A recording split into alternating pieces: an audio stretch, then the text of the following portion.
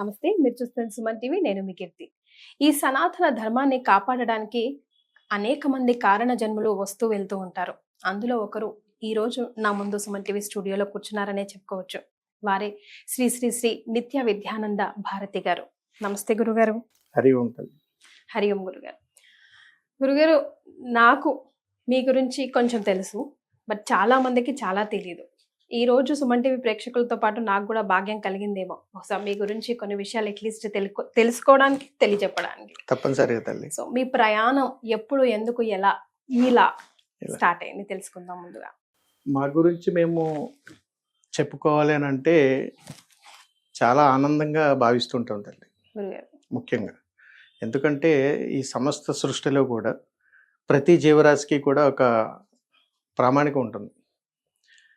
భగవంతుడు ఇచ్చినటువంటి ఈ దేహానికి లోపల ఉన్నటువంటి ఈ జీవుడు ఎందుకు ఇలా అవతారం ఎత్తాల్సి వచ్చింది, ఎందుకు ఈ ప్రయాణాన్ని స్వీకరించాల్సి వచ్చింది, దేనికోసం నా గమ్యం అనేటువంటిది నాకు నేనుగా చెప్పుకోవడం చాలా ఆనందపడుతుంటాను. కానీ మా ఈ సుదీర్ఘ ప్రయాణంలో మొట్టమొదటిసారిగా ఈ ప్రశ్నను అడిగింది మీరే. ఈ ప్రశ్నను దీనికి సరైనటువంటి విధానంలో నేను చెప్పాలని అంటే నాకు తెలిసిన ఇన్ఫర్మేషన్ నేను ఆ ఇంట్రడక్షన్ లో నా ప్రేక్షకులకి చెప్పాను గురుగారు. బట్ మీరు చెప్తారు కదా ఇన్ డెప్త్ గా, అంటే దేహం తీసుకోవడం, ఈ దేహాన్ని ఇలా ఉపయోగించుకోవడం అందరికీ అనితర సాధ్యమైన విషయం కానే కాదు కాబోలు. అండ్ ఎన్నో సాక్రిఫైజెస్ కూడా, చాలా సాక్రిఫైజెస్. మీరు నడుస్తుంటూ వస్తే మీ కాళ్ళకన్నీ బుగ్గిల్లే చూసాను నేను. చాలా నొప్పులు ఉన్నాయి. అదేమంటే రోజుకి గురుగారు మీ అసిస్టెంట్ అడిగితే 25 కిలోమీటర్ల వరకు ప్రయాణం చేస్తూనే ఉన్నారు. ఆయన మోటోనే వేరు అని. సో ఒకసారి మీలోనే ఆ జీవుడిని తట్టి లేపాలనిపించింది. తప్పనిసరిగా తల్లి. ఎందుకు ఈ ప్రయాణం ఎంచుకోవాల్సి వచ్చిందనంటే సనాతన ధర్మంలో మనం పడుతున్నటువంటి అగచాట్లను ఒక కొలిక్కి తీసుకొస్తూ ధర్మం పట్ల ఉన్నటువంటి అనేక విధి విధానాలను తెలియచేస్తూ ఎక్కడో మారుమూలకు గ్రామాలలో కూడా సనాతన ధర్మం పట్ల అనేక అపోహలు ఇప్పుడిప్పుడు ఏర్లే పారేస్తున్నాయి. వీటన్నింటికి ఏదో ఒక రోజున పుల్ స్టాప్ పడేటువంటి రోజు ఖచ్చితంగా వస్తుంది. ఎందుకనంటే కొలమానం లేనటువంటిది సనాతన ధర్మం.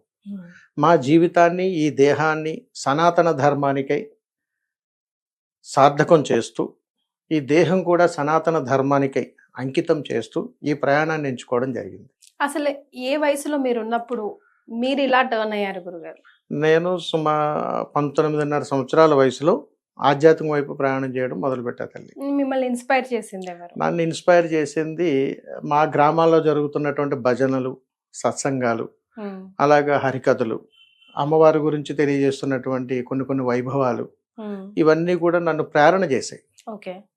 ప్రేరణ చేసిన తరుణంలో కొంతమంది, అంటే వాళ్ళ గురువులని తెలియదు, సాధువులు, సంతులు అనేటువంటి ఒక అవగాహన కూడా లేనటువంటి వయసు, చదువుకుంటున్నటువంటి ప్రాయం, ఒక తెలియనటువంటి ఒక అతీతమైనటువంటి శక్తి నా మనసుకు ప్రేరణ చేయడం, అనుక్షణం అదే ఆవేదన, అదే ఆలోచనలు, ఇవన్నీ జరగటం అనేటువంటిది 19 సంవత్సరాలు 20 సంవత్సరాల మధ్య ప్రాయంలో జరిగింది. మీ పేరెంట్స్ మిమ్మల్ని సపోర్ట్ చేశారా? ఎప్పుడు ఎక్కడ ఈ రూపం దాల్చాల్సి వస్తుందో, లేకపోతే సన్యాసం పుచ్చుకుంటాడని పేరెంట్స్ తల్లిదండ్రులే కదా గురువుగారు, మిమ్మల్ని డైవర్ట్ చేయలేదా? ఏ రోజు ఎన్నడూ అది జరగలేదు తల్లి. ఎందుకనంటే నేను చదువుకుంటున్నటువంటి వయసులోనే నేను తండ్రి గారిని కోల్పోయాను. తర్వాత నా బాల్యము, ప్రయాణం అంతా కూడా చాలా కష్టసాధ్యంగానే ప్రయాణం మొదలైంది. సొంతంగా పని చేసుకోవటం, నా కాళ్ళ మీద నేను నిలబడటం, ఆ వచ్చిన డబ్బులతోటే చదువుకోవటం, అలా చాలా జాగ్రత్తగా నా విద్యాభ్యాసం అంతా కూడా కొనసాగింది. ఈ ఆధ్యాత్మిక ప్రయాణం వచ్చేటప్పటికి ఒక తెలియనటువంటి ఒక అతీతమైనటువంటి శక్తి, ఇప్పటికీ కూడా అంతు చిక్కనటువంటి సమాధానాలు ఎన్నో నన్ను కలత చెందుతుంటాను. వీటన్నింటిని అన్వేషణ రీత్యా ఎన్నో సందర్భాల్లో తారసపడుతుంటుంది. ఆహా, అన్ని సంవత్సరాల క్రితం నాకు జరిగింది ఇదే అని ఇప్పుడు తెలుసుకుంటున్నాను. సో అక్కడ మొదలైంది మీ బీజం. అవును తల్లి. రైట్. సో ఎప్పుడు మరి కంప్లీట్ గా ఇటు డైవర్ట్ అయ్యి మిమ్మల్ని మీరు స్థిరంగా ఎస్ నేను ఇది నా మోటో ఇది అని మీరు ఎంచుకున్నారు? ఇది చాలా గమ్మత్తుగా జరిగింది తల్లి. అంటే ఒకానొక సందర్భంలో నేను, అంటే నా ఒక 26-27 సంవత్సరాల వయసులో ఒక భయంకరమైనటువంటి సన్నివేశాలు నా జీవితంలో చూశాను. ఇవి భయంకరమైనటువంటి కళలతో కూడుకున్నటువంటి జీవనం గడపాల్సి వచ్చింది. అంటే భయంకరమైనటువంటి ప్రళయాలు, దేవీ దేవతల దర్శనాలు మ్హూ. రకరకాలుగా. ఏ రోజు ఎన్నడూ ఆ సందర్భాల్లో అప్పుడు మనసులో ఉన్నటువంటి ఆలోచనే కానీ వేరే పరిపరి విధాలుగా యజ్ఞయాగాదులు కానీ ఇతరితరాలు కానీ చేసినటువంటి అవగాహన రాహిత్యాలు అప్పట్లో అంతటి లేవు. ఆ. కానీ మనసుకి దేహానికి ఏదో అతీతమైనటువంటి ఒక శక్తి వెంటాడటం ఓ. ఇవన్నీ కూడా ఉన్నటువంటి తరుణంలో అనుకోకుండా ఒక సాధువు ద్వారా మ్. ఒక వ్యక్తిని తారసపడడం జరిగింది. ఆ. ఆయన భుజం తట్టి ఒకటే చెప్పారు, మ్. నాయన మీ దేహము కారణ జన్మము, మ్. మీరు ధర్మ ప్రయాణం ఖచ్చితంగా చేస్తారు, మ్. మీకు దైవ సాక్షాత్కారాలు ఉన్నాయి, మ్. ఇది మీకు ఇప్పుడు అర్థం కాదు, అర్థం చేసుకున్నంత వయసు కూడా కాదు మరి. అని తెలియచేసి వారు అక్కడి నుంచి వెళ్ళిపోయారు. మ్. వారు ఆ సమయంలో ఆ రోజుల్లో అటుపక్కగా వచ్చినటువంటి సాధు సన్యాసులు. మ్. అది ఎందుకు ఏర్పడిందో ఆ సమయంలో ఆ దేవీ కృపా కటాక్షం అది గుండెల్లో నాటుకుపోయింది. మ్. నేను బై బర్త్ దగ్గర నుంచి నాకు వయసు తెలిసి వచ్చిన తర్వాత ఇది దేవుడు అని నేను దండం పెట్టుకుంటే అప్పట్లో నాకు కలిగినటువంటి మొట్టమొదటగా నేను చూసినటువంటి స్వరూపం కాళికా స్వరూపం. ఓ. భయంకరమైనటువంటి ఆ స్వరూపాన్ని చూసి ఈవిడే దేవత, మ్. అదే బీజం, ఎప్పటికీ అదే ఉంటుంది మనసులో. మ్. ఎవరు ఏ దేవీ దేవతను చూసి నమస్కారం చేసుకున్న కలిగిన అనుభూతి ఆ తల్లిని చూడగానే కలుగుతుంది. మ్. అందుకని అప్పటి నుంచి ఇప్పటి వరకు కూడా అమ్మ అంటే కాళికా స్వరూపమే కనిపిస్తుంది. మ్. అలా చిన్నప్పటి నుంచి కూడా నా యవ్వన ప్రాయం దగ్గర నుంచి ఇప్పటి వరకు కూడా ఆ కాళీ స్వరూపము, ఆ కాళిక అమ్మ భావాలే నాలో అతీతంగా ఉంటూ ఉంటాయి. మ్. ఇవి ఏంటి అంటే అన్వేషణ మొదలుపెట్టి తెలుసుకునేంత వయసు ఇప్పుడు నాది కాదు. ఇంకా అంత వయసు రావాలంటే చాలా టైం పడుతుంది, మ్. కానీ అన్వేషిస్తూనే ఉన్నా. మ్. ఈలోపు నాకు తెలుసున్నంత వరకు, నాకు అవగాహన ఉన్నంత వరకు ఒక ధర్మయజ్ఞానికి శ్రీకారం చేసుకున్నాను తల్లి. ఏంటి గురుగారు? ఆ ధర్మయజ్ఞం ఏమిటనంటే, నేను బ్రతికుండగా మ్. నేను వెళ్ళే లోపు ఒక మంచి సత్కార్యము, ఒక ధర్మ కార్యము, ఒక ధర్మయజ్ఞం చేసి ఒక మంచి దైవతత్వాన్ని సమాజానికి అందించాలి అనేటువంటి ఒక దృఢ సంకల్పంతో మహాయజ్ఞం చేస్తున్నాను. మ్. నాది కానీ ఈ దేహం కోసం నాలో ఉన్న జీవుడు అనుక్షణం నన్ను వెంటాడుతూనే ఉంటాడు. నీ ప్రయాణం దగ్గర పడుతుంది, నువ్వు వెళ్ళేలోపు ఏదో ఒకటి ఇచ్చేసి వెళ్ళిపో.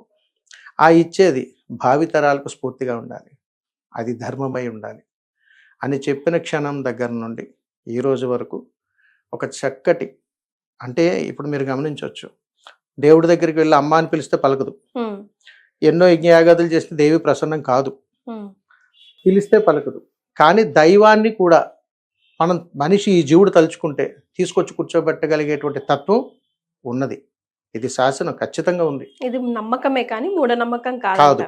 ఖచ్చితంగా ఉంది. కానీ ప్రస్తుత పరిస్థితుల్లో మనిషికి అంత సమయం లేదు తల్లి. పిలవగానే రావాలి, వాళ్ళు అడిగిన కోరికలన్నీ తీర్చేయాలి. మరి అందుకని అమ్మా అని నేను పిలిస్తే నువ్వు వచ్చి కూర్చో తల్లి, నీకోసం నేను ఒక మహాపుణ్యక్షేత్ర నిర్మాణం చేస్తాను అని చెప్పి ఈ యజ్ఞానికి శ్రీకారం చేశాను తల్లి. ఈ యజ్ఞం చేయటానికి కూడా నేను విద్య నేర్చుకున్నటువంటి తక్పిల్లె అనేటువంటి మా గురువు గారి దగ్గర ఆయనకు పాద ప్రమాణం చేశాను. అయ్యా, గురుదక్షిణగా నేను మీకు ఏమి ఇచ్చుకోలేను, ఒక ధర్మాన్ని తప్ప, మరి నేమి ఇచ్చుకోమంటారు తెలియజేయండి అని అంటే మా గురువు గారు చాలా గొప్పవారు, చాలా తక్కువగా మాట్లాడతారు. ఆయన అడిగింది ఒకటి, ధర్మయజ్ఞంగా అమ్మను కూర్చోబెట్టుకో, లోక కళ్యాణార్థానికై నీ దేహాన్ని ఉపయోగించిన ఆయన, అంతకుమించి గురుదక్షిణ నాకేమొద్దు అని చెప్పారు ఆయన. మరి అందుకని అప్పటి నుంచి కూడా ఏదో ఒకటి చేయాలి అనేటువంటి ఒక తపనతోటి ఒకానొక సందర్భంలో కాళీతత్వమే నాలో ఒక అద్భుతమైనటువంటి సంకల్పం కలుగజేసింది ఆ తల్లి. అమ్మా, గురువు గారికి పాద ప్రమాణం చేశాను, ఆయనకి ఇచ్చిన మాట నేను నెరవేర్చుకోవాలి, ఈ దేహ ప్రయాణమా త్వరలో ముగిసిపోతుంది, ఏం చేయాలో అర్థం కావట్లేదు తల్లి అని తపన పడుతున్నటువంటి కొన్ని సందర్భాలలో నా మనసుకు కలిగినటువంటి, నా ఆలోచనలు కలిగినటువంటి, ఈ దేహానికి కలిగినటువంటి ఒక అద్భుతమైనటువంటి భావన ఆ రోజు అమావాస్య ఆ తల్లే చెప్పిందేమో అని అనుకున్నాను. అనుకోకుండా ఒక యాచకురాలు నాకు తారసపడి, నాయన నువ్వేదో బృహత్కరమైనటువంటి కార్యక్రమానికి శ్రీకారం చేసినట్టున్నావు, ఇది మనం అర్థమయ్యే భాష. కానీ ఆ తల్లి అలా చెప్పలేదు. బాబు ఏదో ఎదురు చూస్తున్నట్టుగా ఉన్నావు, ఇదిగో అని చెప్పి ఒక 24 రూపాయలు నా చేతికి ఇచ్చింది. అది ఎందుకు ఇచ్చిందా అని నేను తెలుసుకోవటానికి సుమారు 1.5 సంవత్సరం పట్టింది. నేను ఏ రోజు యాచన చేయలేదు. అప్పుడు ఖాళీతత్వంలో అమ్మ నాకు ఇచ్చినటువంటి అనుగ్రహం, స్వప్న దర్శనంలో నన్ను నువ్వు కూర్చోబెట్టాలి అని అనుకుంటే భిక్షాటన చెయ్యమని చెప్పి మహాసంకల్పం చేసిందని అర్థమైంది.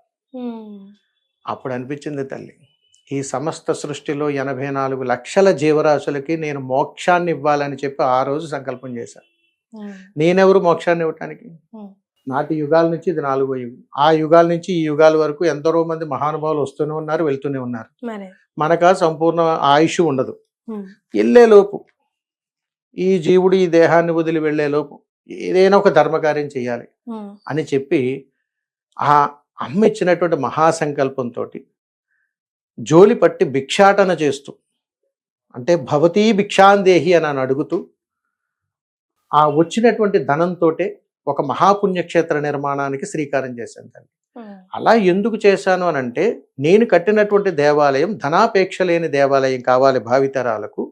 నేను నిర్మాణం చేసేటువంటి దేవాలయంలో అందరూ భాగస్వామ్యం అవ్వాలి.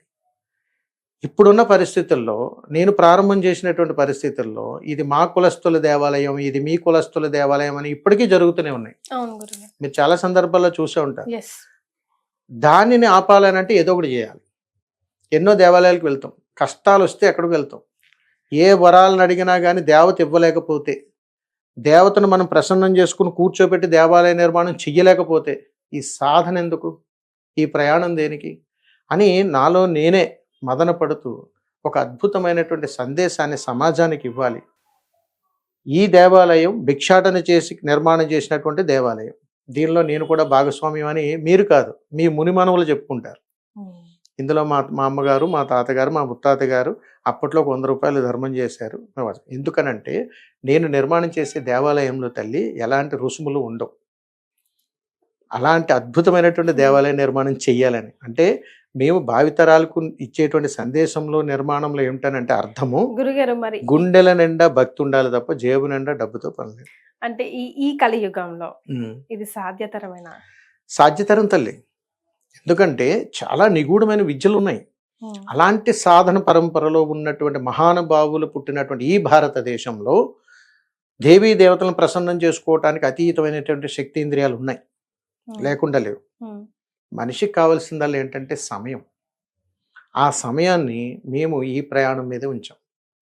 అందుకని అది సాధ్యమనే చెబుతాం. అంటే గురుగారు ఒక రుసుము తీసుకొని లేకపోతే టికెట్ తీసుకున్నా కూడా మళ్ళా కూడా ఇట్లా పెట్టే గురువులు ఉన్నారు ఈ రోజు గుళ్ళల్లో. అవును. మరి మీరు చేసేది, మీరు సంకల్పించుకుంది, అందుకే అడుగుతున్నాను, సాధ్యమా?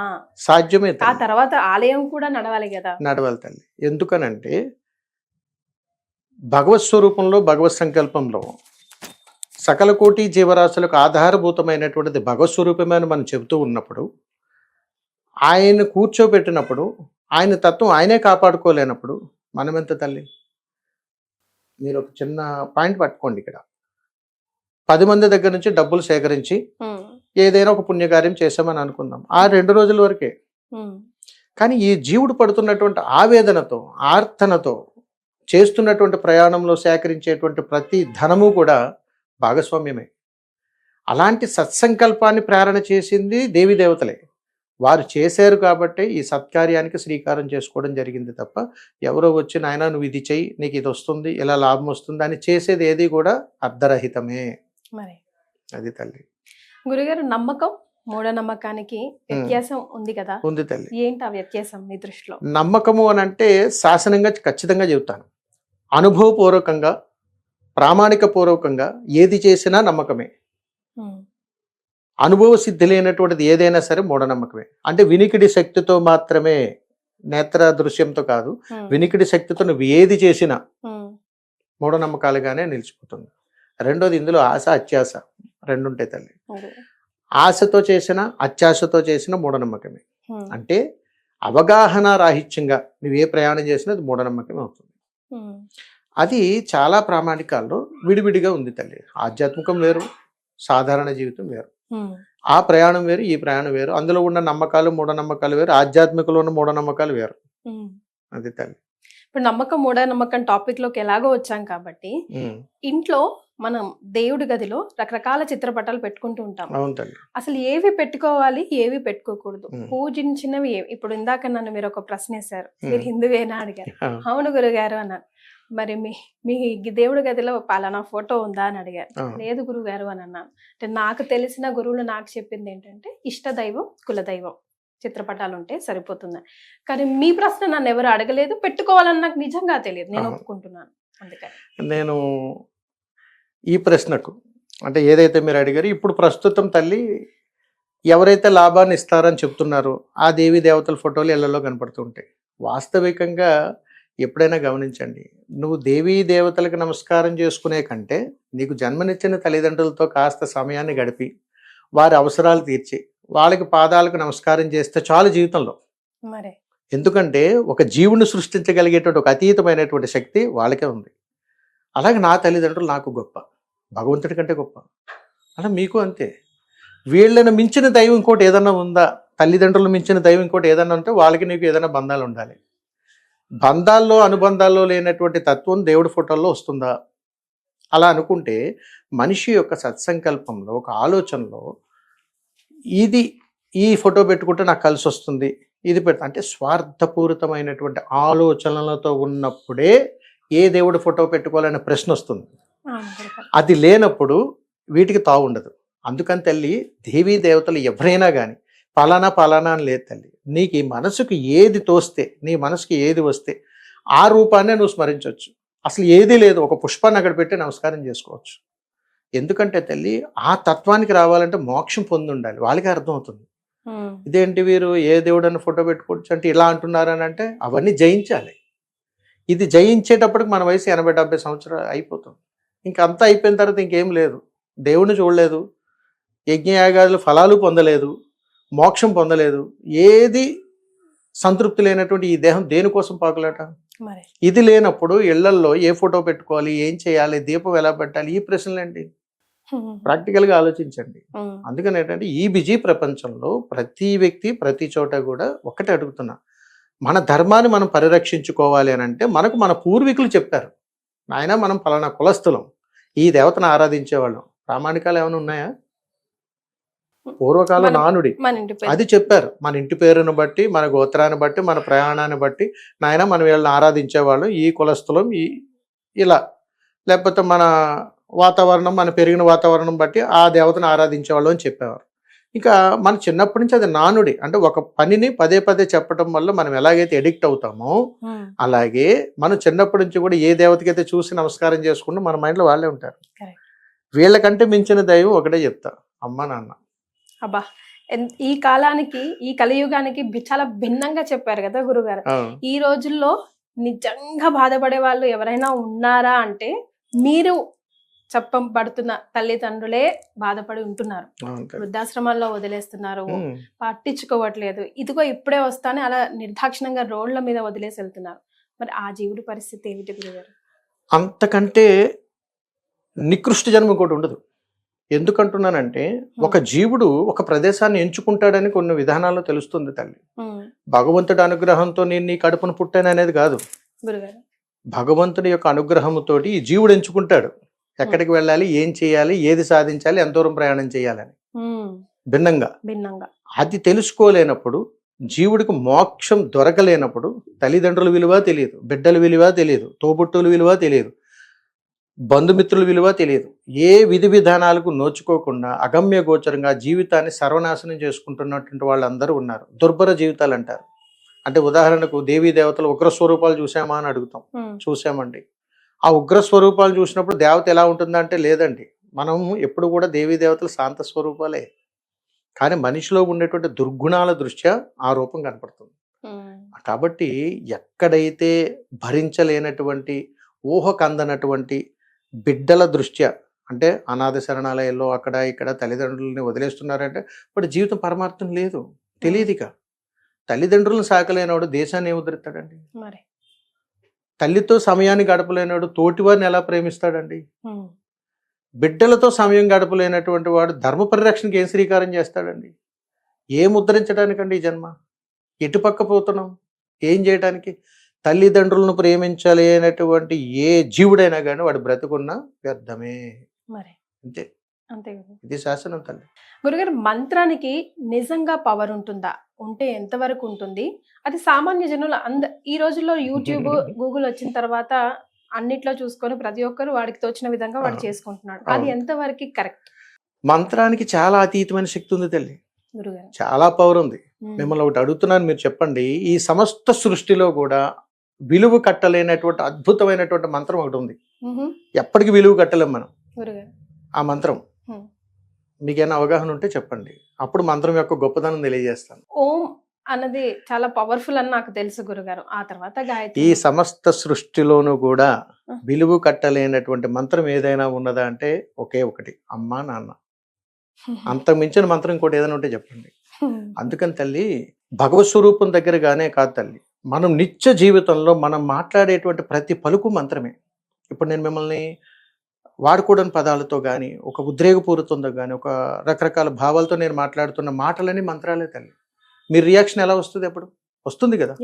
అంటే మంత్రానికి శబ్దం ఉంది కాబట్టి ఇప్పుడు మంత్రాలు అంగట్లో దొరికే సరుకులు అయిపోయాయి. గురువుగారు ఏదైనా ఒక మంత్రం ఇవ్వండి, ఇస్తే మేము ఉపాసన చేసేస్తాము, మంత్రం చదివేస్తాం, సాధించేస్తాం. ఇది కాదు కావాల్సింది.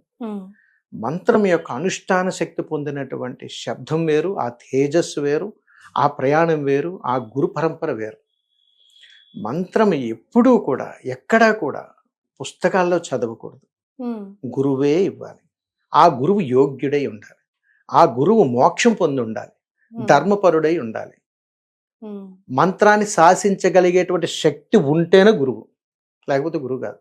అలాంటి యోగపరమైనటువంటి ప్రయాణం ఎక్కడైతే జరుగుతుందో అక్కడ మంత్రం యొక్క శక్తి అతీతంగా ఉంటుంది. కాబట్టి నాటి కాలంలో మునులు, మునీశ్వరులు, యతీశ్వరులు వీళ్ళందరూ కూడా చాలా అద్భుతంగా ఆ యొక్క మంత్రశక్తితోటి, నిగూఢమైనటువంటి శక్తితోటి ఏర్పాటు చేసినటువంటి దైవ సంకల్పం ఈ రోజుకి మనల్ని నడిపిస్తుంది. అందుకని మనం పుట్టగానే భగవన్నామస్మరణ చేయం. పుట్టగానే అమ్మ అంటూ అమ్మను మించిన మంత్రం ఏముంది తల్లి? నాన్న అంటూ నాన్నకు మించిన మంత్రం ఏముంది? ప్రేమ, బాధ్యత. ఈ రెండు ఉండగలిగితే నువ్వు పలికేటువంటి ఏ మంత్రమైనా సరే అతీతమైనటువంటి శక్తి. ఇప్పటికీ చెబుతాం మేము, కాషాయం ధరించారు స్వామీజీలు, ఎక్కడెక్కడికి వెళ్ళినా ప్రతి ఒక్కరి జీవితంలో బాధలు, కన్నీళ్లు అన్నీ ఉంటాయి తల్లి. వైరాగ్యంతో వేసుకునే కాషాయం వేరు, ధర్మ ప్రయాణం కోసం చేసే యజ్ఞం వేరు. చాలా పరమార్థాలు ఉన్నాయి. అందుకని ఎప్పుడైనా సరే మంత్రము అనేటువంటిది చాలా అతీతమైనటువంటి శక్తిది. అమ్మ ప్రేమ ఎంత గొప్పదో మంత్రానికి ఉన్న శక్తి కూడా అంతే గొప్పది. కాబట్టి మంత్రానికి శక్తి ఉంది తల్లి. సనాతన ధర్మం గురించి ఇంత పాటు పడుతున్నారే, కానీ యూట్యూబ్ వేదికగా, పలు ఛానళ్ళు వేదికగా చాలా మంది చాలా అంటే మన సనాతన ధర్మం మీదే మళ్ళీ యుద్ధాలు చేస్తున్నారు, మాటతో యుద్ధాలు చేస్తున్నారు, రకరకాల వీడియోలతో యుద్ధాలు చేస్తూ ఉన్నారు. అంటే మనం ఇప్పుడు ఏ ఆలయాల్లో, ముఖ్యంగా రీసెంట్గా అరుణాచలంలో కూడా చూసాం గురుగారు, చాలా వరకు వెస్టర్న్ కంట్రీస్ వాళ్ళే మంత్రం పవర్ కానివ్వండి, అక్కడున్న మన ఇండియాలో ఉన్న టెంపుల్స్ పవర్ కానీ తెలుసుకొని వాటి గురించి ఆ పవర్ తీసుకోవడానికి వస్తున్నారు. కానీ మనం ఏంటి విచ్చలవిడిగా వింత పోకడలకు పోతున్నాం. అలాంటివి చూసినప్పుడు మీకు ఏమనిపిస్తుంది? బాధ కలుగుతుంది తల్లి. ఇలాంటివి విన్నప్పుడు చాలా బాధ కలుగుతుంది. అంటే షార్ట్ కట్లో భగవంతుని దగ్గర మోక్షం కావాలంటారు. షార్ట్ కట్లో మోక్షం రావటానికి ఇది అంగట్లో దొరికే సరుకు కాదు.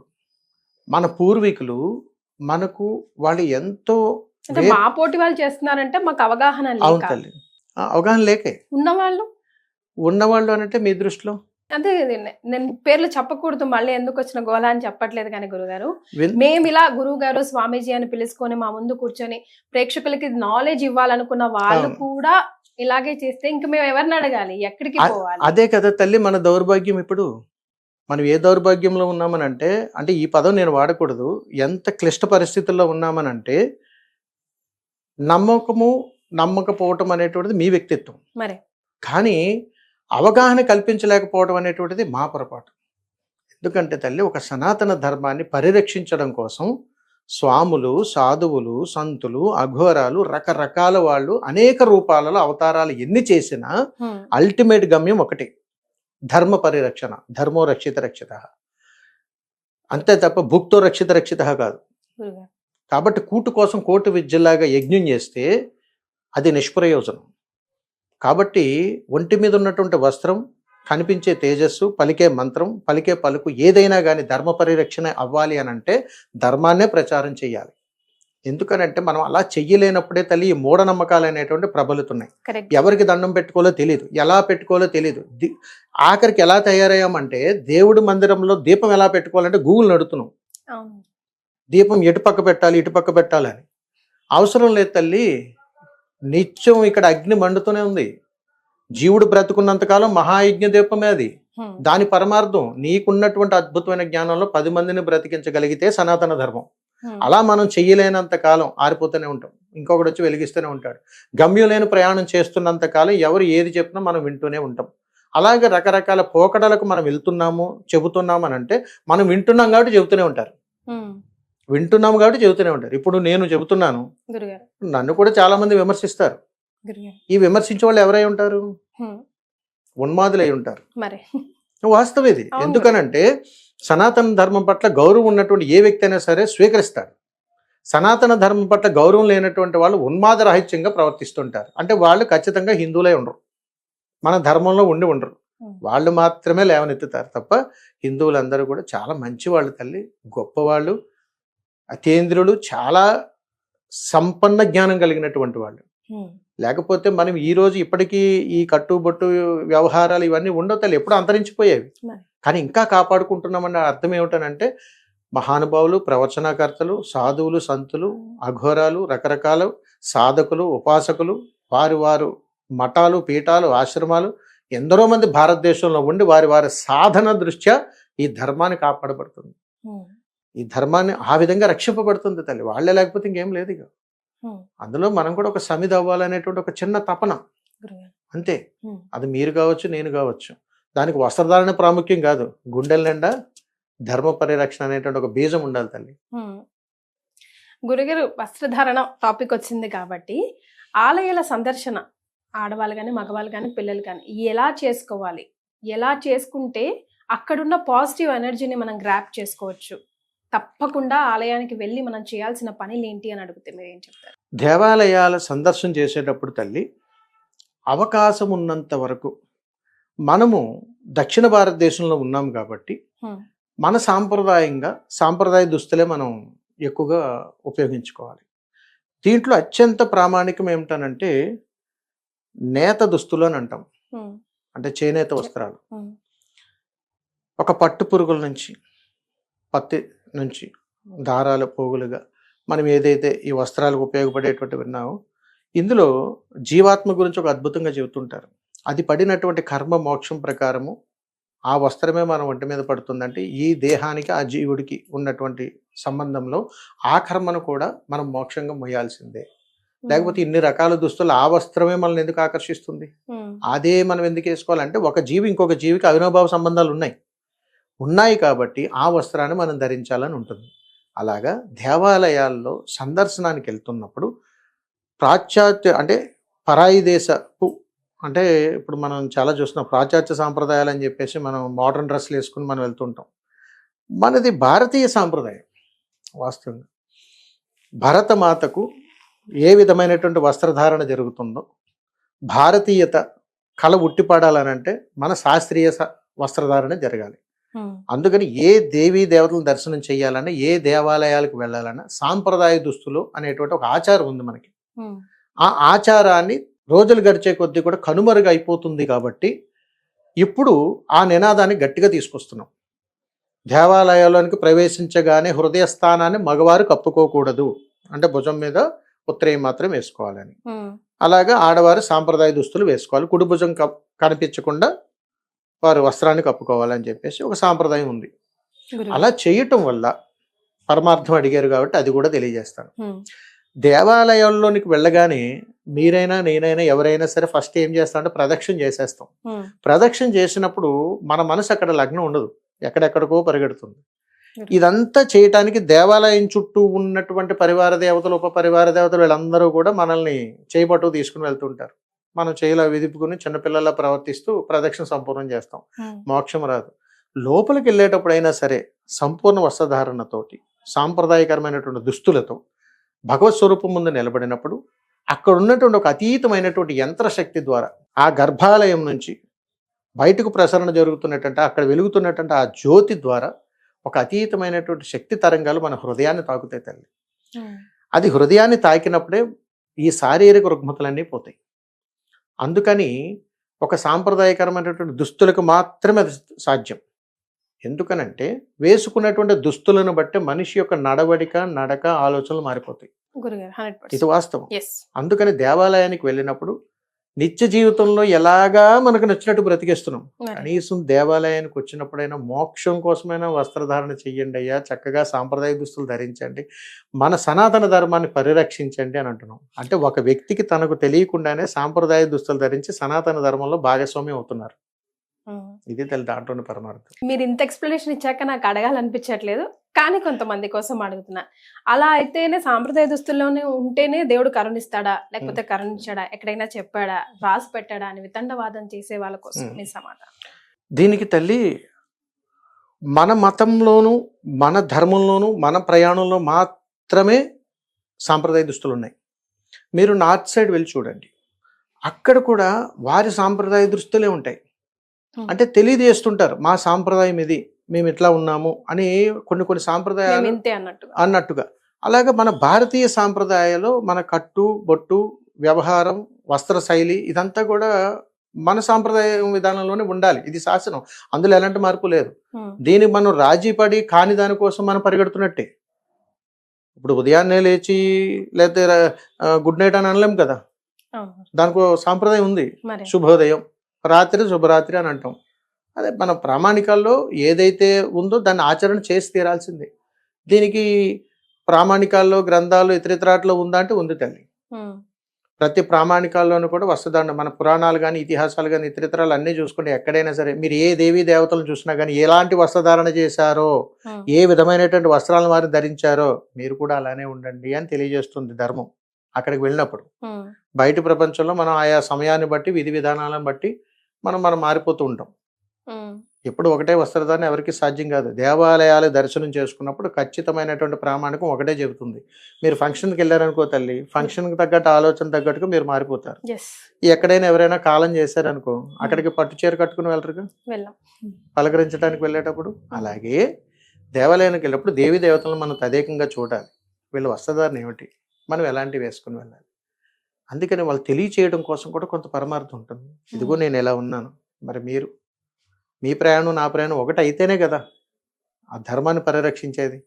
అందుకని అది తెలియచేయటువంటి ప్రామాణికాలు కూడా అప్పటి కాలంలో ఉన్నటువంటి మనం చూస్తున్నటువంటి మనకు తెలిసినటువంటి ఇప్పుడున్న ప్రయాణంలో ఈ సుమారు 100 సంవత్సరాల ప్రయాణంలో పురాణ కథల నుంచి కూడా మనం తీసుకుంటే దేవీ దేవతలు ధరించినటువంటి వస్త్రధారణలు ఎంత సాంప్రదాయకరంగా ఉన్నాయో మనము కూడా అలాంటి సాంప్రదాయకరమైనటువంటి దుస్తులు మాత్రమే ధరించాలని పరమార్థం. రైట్ గురుగారు, దశ విద్య గురించి మాట్లాడుకుంటే, దశ మహావిద్యల గురించి మాట్లాడుకుంటే ఇప్పుడు చాలా రకాలు చూస్తున్నాం గురుగారు. ఒక కోరిక తీరాలంటే లైక్ ఫర్ ఎగ్జాంపుల్ పొలిటికల్గా స్థిరంగా మనకు మంచి పవర్ రావాలంటే రాజశ్యామల యాగం అని, వారాహి, అలా రకరకాలు మనం చూస్తూనే ఉన్నాం. అలా ఒక అమ్మవారిని పట్టుకొని పూజను యజ్ఞ యాదులు చేస్తే నిజంగానే మన ఎల్లకాలం పెద్ద పెద్ద కోరికలు కూడా తీరిపోతాయి గురుగారు. మీరు దశ మహావిద్యలు అనగానే తల్లి మా మనసు పులకరిస్తుంటుంది తల్లి. ఎందుకంటే మా సాధన కూడా అదే. ఎందుకంటే దశ మహావిద్యల్లో ఇప్పుడు ప్యాషన్ అయిపోయింది, బాధ కలుగుతుంటుంది చెప్పాలంటే. ఆ ప్యాషన్ ఎలా తయారైందని అంటే ఒక పుస్తకంలో ఒక అమ్మవారి గురించి చదవటం, ఆ మంత్రాన్ని పట్టుకోవటం, ఆ దేవత ఫోటో చేయించుకోవటం, దాంట్లో రాస్తున్నట్టుగా పూజ చేసుకోవటం, అంతే కదా. మరి అలా అనుకుంటే వైద్యానికి వైద్యుడి దగ్గరికి వెళ్తాం ఎందుకు, కేసులు ఏమైనా ఇబ్బందులు ఉంటే కోర్టుకు వెళ్తాం ఎందుకు, ఇల్లు కట్టుకోవాలంటే ఇంజనీర్ని సంప్రదించడం ఎందుకు. అలాగే దశ మహావిద్యలు అనేటువంటివి తల్లి పూజ చేసుకోవాలి కాదు ప్రామాణికము. దశ మహావిద్యలు అని అంటే సాధన, గుర్తుపెట్టుకోండి. దశ మహావిద్యలు అని అంటే సాధన అంటే గురువు. దశ మహావిద్యలు ఇప్పుడు ప్రామాణికంగా తీసుకుని చెప్పగలిగేటువంటి ధర్మ ప్రయాణం ఉన్నటువంటి యోగులు మునులు ఇంకా బ్రతికిలేరు. నాటి కాలంలో జరిగాయి. నేటి కాలంలో కూడా దశ మహావిద్యల సాధన మాత్రమే ఉంది.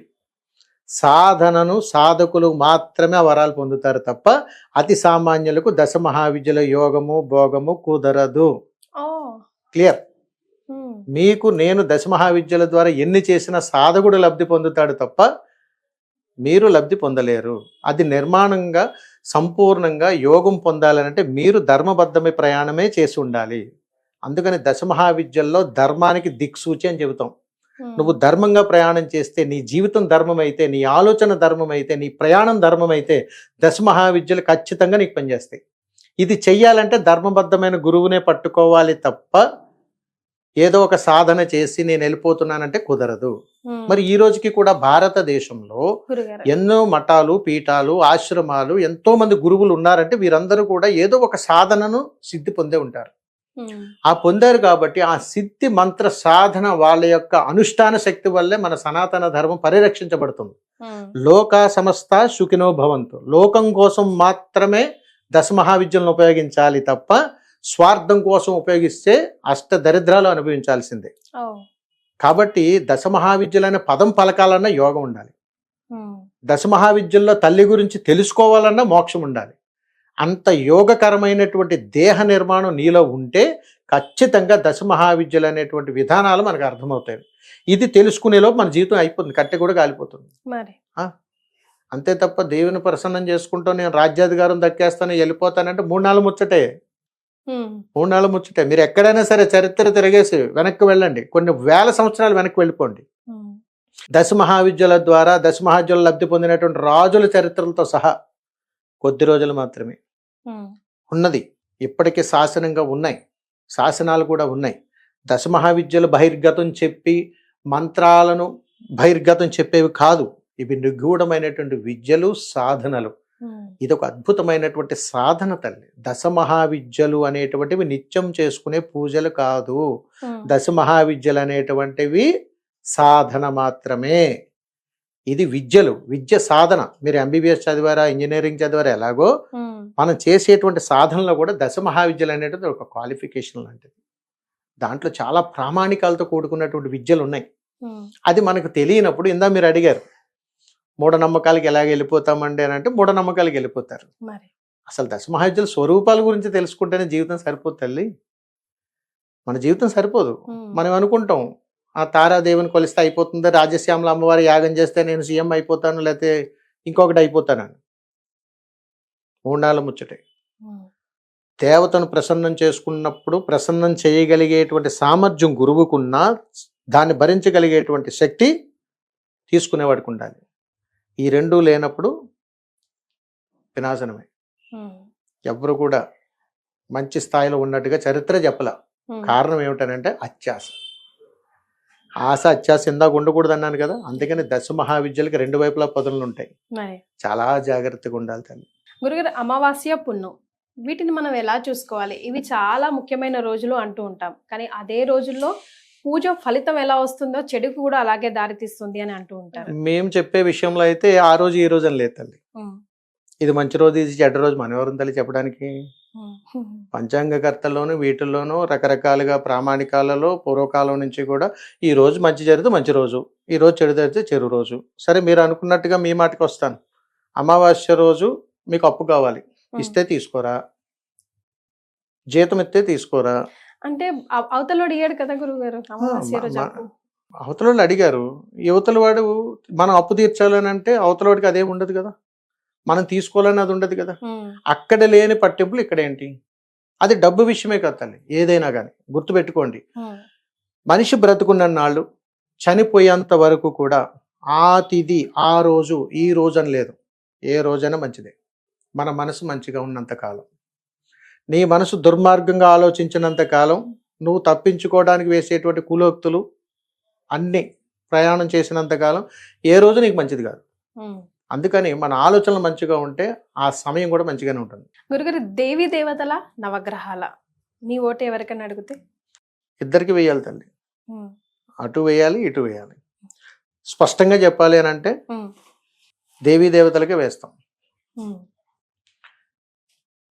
నవగ్రహాలకి అవగాహన కోసం, దేవీ దేవతల్ని ప్రసన్నం చేసుకోవడం కోసం, నవగ్రహాలని పర్మిషన్ తర్వాత దేవీ దేవతలు అంటాం వాస్తవికంగా. ఉమ్, అంటే ఇక్కడ చిన్న మీరు అడిగిన దానికి కన్క్లూజన్ క్లారిటీ.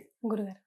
శాసనం ఏదైనా, ప్రయాణం ఏదైనా, నిర్ణయం ఏదైనా మనకు అది అనుకూలంగా లేనప్పుడు అనుకూలంగా కావాలని తెలియజేసుకోవడం కోసం కాలానుగుణంగా మనల్ని నడిపించేటువంటివి గ్రహ ప్రభావాలని చెబుతారు. ఉమ్, మేమైతే వాటిని పట్టించుకోం. ఉమ్, ఇప్పుడు ఇక్కడికి రావడానికి ఈ గ్రహం అనుగ్రహం వల్ల ఇక్కడికి వచ్చానని చెప్పొచ్చు. ఉమ్, నేను అలా రాలా. దైవ సంకల్పం ఉంది. దైవ సంకల్పం వల్లనే నేను ఈ ధర్మాన్ని చేయగలుగుతున్నాను అని చెబుతాను. మార్గ మధ్యలో నాకు ఏదైనా ప్రమాదం జరిగింది, దైవ సంకల్పం వల్ల ప్రమాదం జరగలేదను, ఏదో గ్రహచారం బాగాలేదు కాబట్టి ప్రమాదం జరిగింది అని అంటాం. అంటే మనిషి చూసేటువంటి దృష్టి మంచి చెడు. ఉమ్, మంచి వస్తేనేమో దేవుడు, చెడు వస్తేనేమో గ్రహాలు అని అంటాం. అందుకని తల్లి, ఏ పనిని చేసినా మంచి మనసుతో చేస్తే ఏ గ్రహ ప్రభావం నీ మీద పడదు. ఉమ్, దుర్బుద్ధితో చేస్తే అన్ని గ్రహాలు మూట కట్టుకుని దాడి చేస్తాయి. మరి ఇది క్లియర్. అలాగే దైవానికి సంకల్పంలో భగవంతుడి దగ్గర సమర్పించేటువంటి పుష్పం నిశ్చలమైనటువంటి మనసుతో నువ్వు కానీ పెడితే భగవంతుడు దాసోహం అవ్వక తప్పదు. అదే పుష్పాన్ని బేరమాడుతూ దొంగిలించి తీసుకొచ్చి నువ్వు అక్కడ పెడితే ఏ మోక్షాన్ని నువ్వు జీవితంలో ఎప్పటికీ పొందలేవు. ఉమ్, ఇది క్లియర్. ఉమ్, అందుకని ఎప్పుడు కూడా దేవీ దేవతలు, నవగ్రహాలు అని అంటే రెండిట్లకి సమానమైనటువంటి ప్రామాణికాలు ఉన్నాయి. గురుగారు, నాకెందుకో కాలభైరవుడి గురించి మీ ద్వారా తెలుసుకోవాలని ఉంది గురుగారు. రకరకాల ఇన్ఫర్మేషన్ ఉంది, రకరకాల మనుషులు రకరకాలుగా చెప్తున్నారు. చాలా కాంట్రవర్సీలు కూడా పాపం ఆయన చుట్టుపక్కల తిరుగుతూ ఉన్నాయి. సో మీ ద్వారా తెలుసుకుందాం. ఈ మాట నేను ఎవరిని కించపరచడానికి వాడట్లేదండి. ఒకటి మాత్రం శాసనం, దేవీ దేవతలను ప్రసన్నం చేసుకోవటానికి సాధకుడు చేయవలసింది మొట్టమొదటి సత్కార్యము, ధర్మము, కార్యము, సాధన ఏదన్నా ఉందంటే కాలభైరవుడిదే. ఉమ్, అలాగే అతి సామాన్యుడు ఈ రోజుల్లో ప్రస్తుతం నేను కాలభైరవుడిని దర్శనం చేసుకున్నాక అన్ని పనులు అయిపోతాయి. ఇదే దరిద్రం అండి, ఇదే ప్రాబ్లం. ఎక్కడ చూసినా షార్ట్ కట్గా భగవంతుడు మన చుట్టము, మన బంధువులాగా ఏదన్నా అడిగితే ఇది అయిపోతుంది. ఎందుకు ఇంత ఇలాగా? ఏ ధర్మంలో అట్లా లేదు మన దాంట్లో. ప్రతిదానికి ఒక ప్రామాణికం ఉందండి.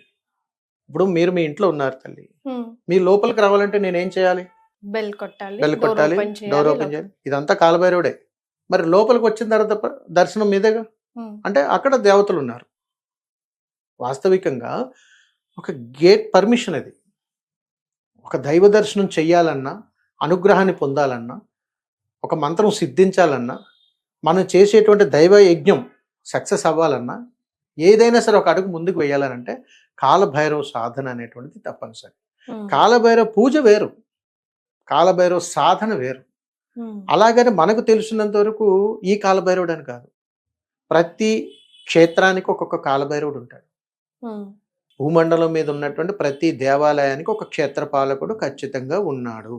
ఒకే కాలభైరవుడు కాదు, దేవీ దేవతా స్వరూపాలు ఎన్ని అవతారాలు ఉన్నాయో కాలభైరవ స్వరూపాలు కూడా అన్నే ఉన్నాయి. ఉమ్, కాబట్టి ఈ కాలభైరవుడే ఆ కాలభైరవుడు అంటానికి లేదు. ఇక్కడే అక్కడక్కడే. కాబట్టి నాకు నచ్చినట్టుగా నా ఇంటి గేట్ కీపర్ ఒకలా పెట్టుకుంటాను, అతనే అక్కడ చేయాలని లేదుగా. మరి ఉమ్, అలాగే ఒక రక్షకుడు, ఒక ప్రామాణిక కర్త, ఒక విజయ సోపానానికి తొలిమెట్టు, ఎన్నో అవరోధాలు ఎదుర్కొనటానికి ఉపయోగపడేటువంటి ఒక అద్భుతమైనటువంటి కార్యాచరణ కలిగినటువంటి తత్వం కాలభైరవ స్వరూపం. ఉమ్, కాబట్టి ఏ దేవీ దేవతలను కానీ ఎవరినైనా సరే మనం ప్రసన్నం చేసుకోవాలన్నా, అనుగ్రహాన్ని పొందాలన్నా, మోక్ష మార్గంలో ప్రయాణం చేయాలన్నా కాలభైరవ తత్వం ఖచ్చితంగా. అందుకని కాలభైరవుడికి ఈ మధ్య కాలంలో చాలా ప్రాచుర్యం తీసుకొస్తున్నాం. నాకు తెలియక అడుగుతాను తల్లి, మన సనాతన ధర్మంలో ధర్మాన్ని ప్రమోట్ చేసుకోవాలి, ఉమ్, దైవాన్ని ప్రమోట్ చేయకూడదు. దైవాన్ని మనం పుట్టలేదు. ఎన్ని సంవత్సరాల యుగాల నుంచి మనం దైవతత్వంలో ఉన్న మన సనాతన ధర్మం ఇప్పటికీ అంతు చిక్కట, సైన్స్ కూడా అంతు చిక్కనే కదా ఇవన్నీ. మరి అలాంటప్పుడు అప్పటి నుంచి ఇప్పటి వరకు మనమెవరు దైవాన్ని ప్రమోట్ చేయడానికి? కాలభైరవుడు మనకంటే ముందు పుట్టిందా, మన తర్వాత వచ్చిందా? ముందేగా. మనకు తెలియదు కదా తల్లి. నాటి తరాల నుంచి నేటి తరాల వరకు కూడా ప్రతి క్షేత్రంలోనూ కూడా కాలభైరవుడు ఉన్నారంటే ఎంత ప్రామాణికాలు ఉండుంటాయి, ఎంత వైభవం ఏంటంటే. ఇప్పుడు మనం ఎవరు?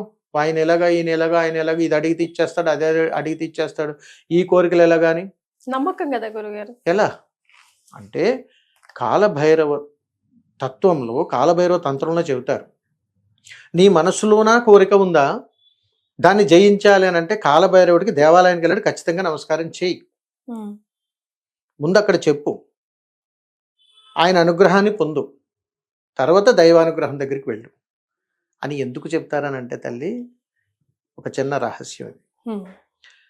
దైవతత్వంలో ఒక అద్భుతమైనటువంటి ఉగ్ర రూపాల మధ్య జరిగినటువంటి సంఘర్షణ, అది యుద్ధం అని అనుకోండి.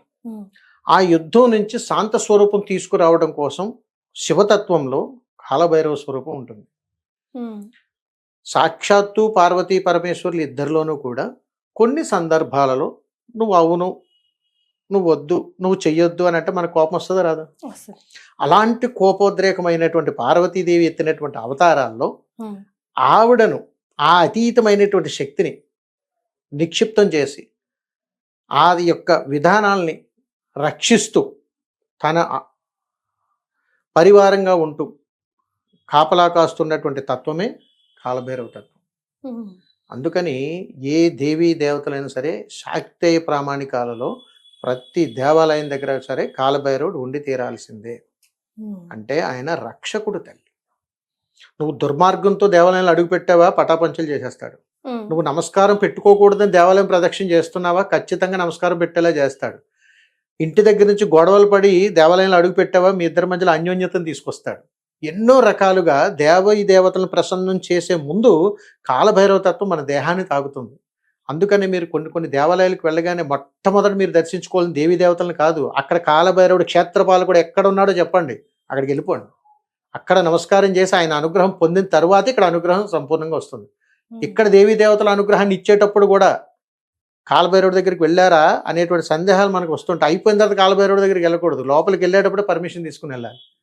అందుకని సమస్త భూమండలంలోనూ కూడా ప్రతి దేవతల యొక్క ఉన్నటువంటి ప్రతి దేవాలయంలోనూ కూడా కాలభైరవ స్వరూపాలు ఉంటాయి. వాటిని దర్శనం చేసుకొని అక్కడ అనుగ్రహాన్ని పొందిన తర్వాతే దేవాలయ దర్శనం చేసుకోవాల్సిందే. రైట్, అంతే. గురుగారు, గురు అనే వాళ్ళు ఎవరు మీ దృష్టిలో? ఎందుకంటే ఈ రోజుల్లో చాలా మళ్ళీ సాయిబాబాకి సంబంధించి కానివ్వండి, దత్తాత్రేయకి సంబంధించి కానీ చాలా రకాల మనం డిఫరెంట్ టాపిక్స్ వింటూ ఉన్నాము. డీటెయిల్డ్గా వెళ్ళకపోయినా అసలు మీ దృష్టిలో గురువు అంటే ఎవరు?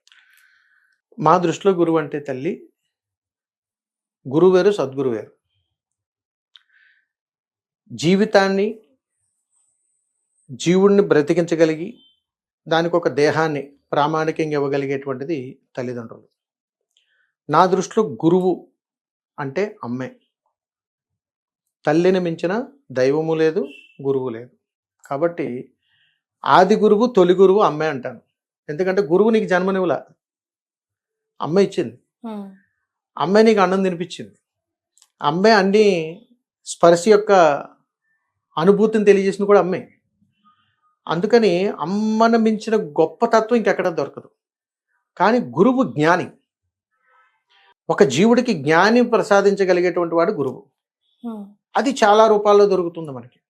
చదువు రూపంలో, స్నేహితుల రూపంలో, బంధువుల రూపంలో, అలాగే మనం చిన్నప్పుడు స్కూల్స్కి వెళ్తున్నటువంటి ఉపాధ్యాయుల రూపంలో, అనేక రూపాల్లో ఆ గురువు వేరు. జీవితాన్ని సన్మార్గపు ప్రయాణంలో తీసుకుని వెళ్ళటానికి, నువ్వు చెడు మార్గంలో పెడతావు, అదిమి చెయ్యి పట్టుకుని మంచి దారిలో తీసుకెళ్ళటానికి. అందుకనే కదా తల్లిదండ్రులకు భయం పిల్లలంటే. ఎప్పుడు కూడా ఏదైనా ఇబ్బందులు పడుతున్నా, మనం ఏదైనా చేయకూడని పనులు చేస్తున్నా, వీడు పెడదారి పెడతాడమని భయం వేసి ఒక యోగ్యుడి దగ్గరికి తీసుకుని వెళ్తారు.